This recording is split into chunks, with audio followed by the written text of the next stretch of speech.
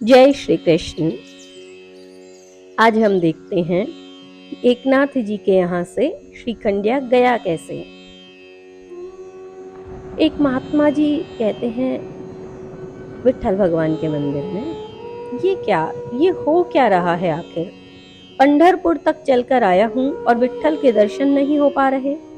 मेरी आंखों में माया की इतनी धूल आ गई है कि मैं श्री विग्रह के दर्शन तक का अधिकारी नहीं रहा। रोते हुए बोलते हैं, दया करो विट्ठल, दया करो, दर्शन दो मुझे। यहाँ सभी को दर्शन हो रहे हैं, फिर मैं ही क्यों वंचित हूँ, दया करो।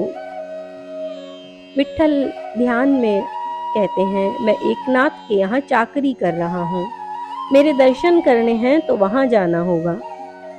महात्मा जी और भी अधिक रोते हुए गदगद वाणी से, आहा, हे दीनानाथ, दीनवत्सल, 3 लोक का स्वामी, 10 दिशाओं का मालिक, एक भक्त के घर जाकर। महात्मा कुछ संयत होकर एकनाथ जी का पता पूछते हुए उनके गांव तक आए। दूर श्रीखंडिया दिखा। अरे सुन तो बच्चे। श्रीखंडिया झुककर हाथ जोड़कर, प्रणाम महात्मा जी, बोलो। महात्मा जी एक बार तो उसे देखते ही रह गए। कुछ बोलोगे भी या बुत बने खड़े रहोगे? कौन है रे तू और क्या कर रहा है? मैं तो श्रीखंडिया हूँ, पर आप एक बार थोड़ा संयत तो हो, फिर बोलो क्या पूछना है। महात्मा जी सोच रहे हैं, इतना सा बालक मेरे सामने जैसे तैसे कैसे भी बोल रहा है, और मैं सुन रहा हूँ। जाने क्या बात है, इसे डांटने को मन नहीं करता। कहते हैं, वो भक्त एकनाथ जी को जानता है? ये लो, उनको कौन नहीं जानता, पूरा गांव जानता है। फिर मैं किस खेत की मूली हूँ?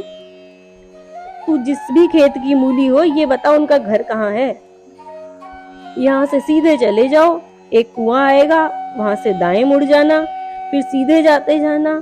कोने पर एक घर से तुलसी चंदन की सुगंध आएगी बाहर से ही, वही घर है भक्त जी का। मुझे काम है, वरना मैं ही छोड़ आता।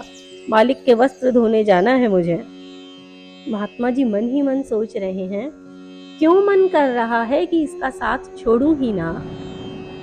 बोले, तो बाद में धो लेना, पहले मुझे पहुंचा वहां। ना जी ना, मालिक का काम तो भोजन तक छोड़कर भी करना चाहिए। मैं जा रहा हूँ, एक काम करो, ये मेरा कटी वस्त्र ले जाओ, इसमें थोड़े आम ले जाओ, अभी तोड़े थे मैंने।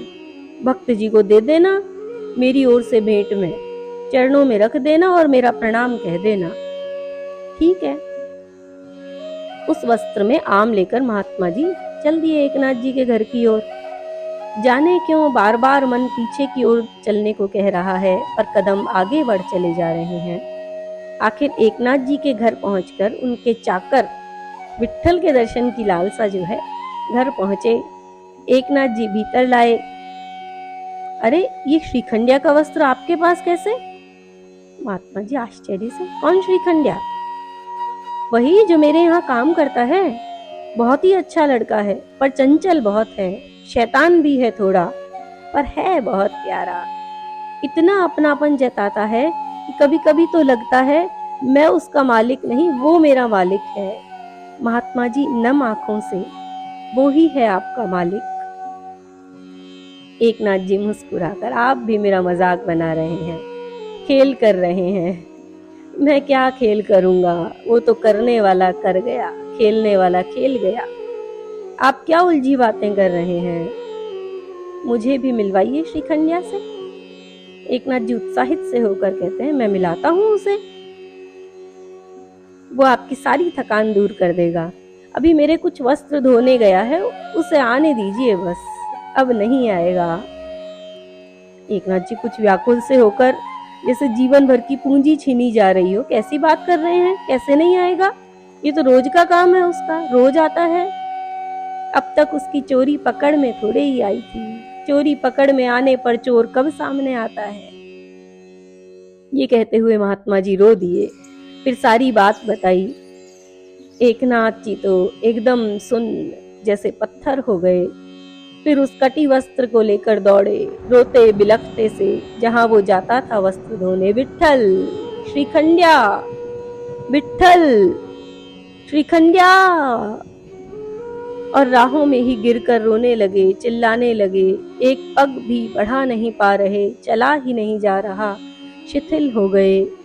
अरे मेरे मालिक, दीनों के नाथ, अनाथों के स्वामी रे, ये क्या किया? कैसा छला मुझे, लूट लिया। कोई अपने दासों के साथ ऐसा भी करता है क्या भला? हाय रे, मैंने अपने मालिक से ही सेवा करवाई, चाकरी करवाई। मेरे यहाँ पानी भरा उसने, मेरे पांव दबाए, मुझे पंखा झला, मेरे वस्त्र धोए, मेरे बर्तन मांजे। ओ विट्ठल, ये क्या किया? मुझे दर्शन दो, दर्शन दो, मैं मर जाऊंगा, मुझे चैन नहीं पड़ रहा। आखिर दर्शन दिए विट्ठल ने महात्मा जी को भी। बोलो भक्त एकनाथ जी की जय, बोलो विट्ठल की जय।